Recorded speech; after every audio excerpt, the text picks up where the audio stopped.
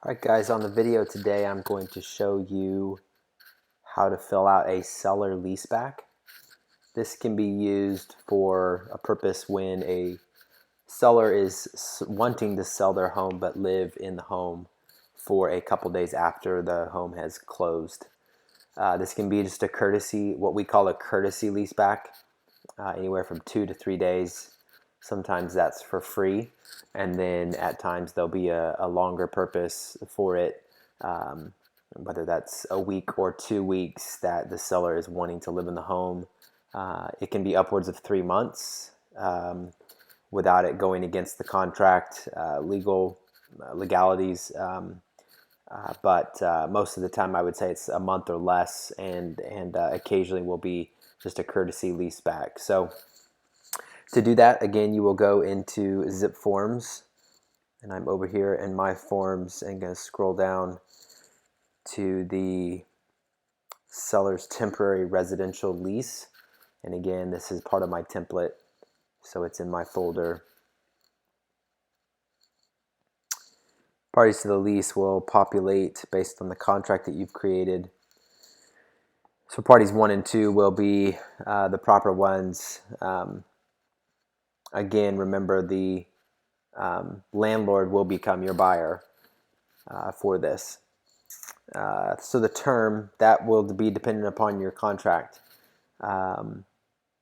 based on the contract needs, whether that's a few days afterwards. You also can, if you press the space bar, it will allow you to type in this. So at times you could do write words like 3 days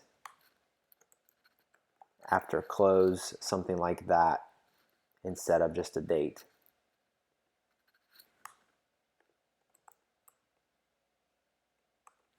Or you can pick a date as well. And so if we are closing, can't remember when we were closing here, let me check on that.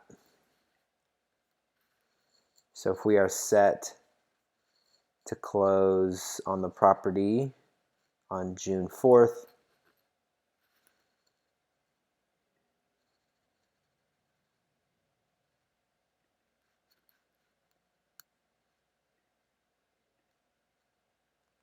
let's say we're giving them a lease back, a courtesy lease back till the 7th.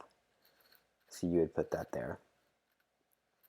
And just FYI, I would make sure that in your thinking that you clarify, is this a move-in date? Is June 7th when the seller can live there, or is that the day that they leave the property? It's supposed to read that that's the day everything terminates, so they should be out by that date, but this can be confusing to some parties. So I would confirm with the other party how you are reading that date there in the contract. The tenant shall pay the landlord as rental X dollars per day.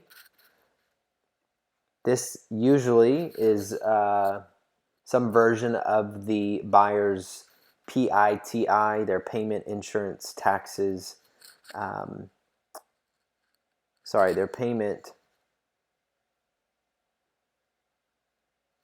their principal, their interest, taxes, and insurance. Got confused there for a second. Divided by 30, and they would have a daily rate. So let's just say that that's $75 as an example per day that the people would pay for these few days. And again, if it's for free, then that you also can leave that as 0, or type in 0 as well. And again, remember, that's how you press the space bar to make it green. So we'll just use $75. The deposit, sometimes there's a deposit, sometimes there's not. Again, you're not forced to do that. I will say that it can cause problems on the back end of getting that back to the people, but it's also money there that can protect your folks if something were to happen. Again, guys, most of these people are not going to do anything to the home that they've lived in for the last 2, 3, 4, 5, 10 years. So I wouldn't worry a ton about that. But if you were to do a deposit, something like $500, $250 would be something normal. And of course, it would be based on the length of the leaseback, possibly, that would dictate something like that. Under these circumstances, for that few amount of days, I would not charge them anything. Utilities, right here you would write none. Tenant shall pay all utility charges except none, which the landlord shall pay. The landlord is not going to pay any utilities. Pets, current pets only.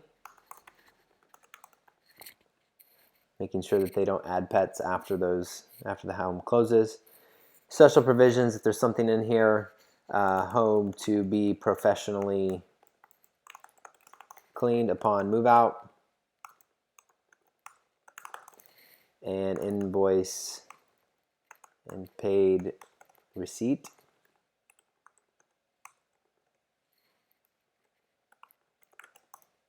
To landlord, something of that nature could be written here, or of course it can be left blank. Holding over something like this, $150, is something I commonly see if for some reason they are to live in the property for those next few days after when the date that we have on the contract. This would, they'd be held accountable to this $150 per day.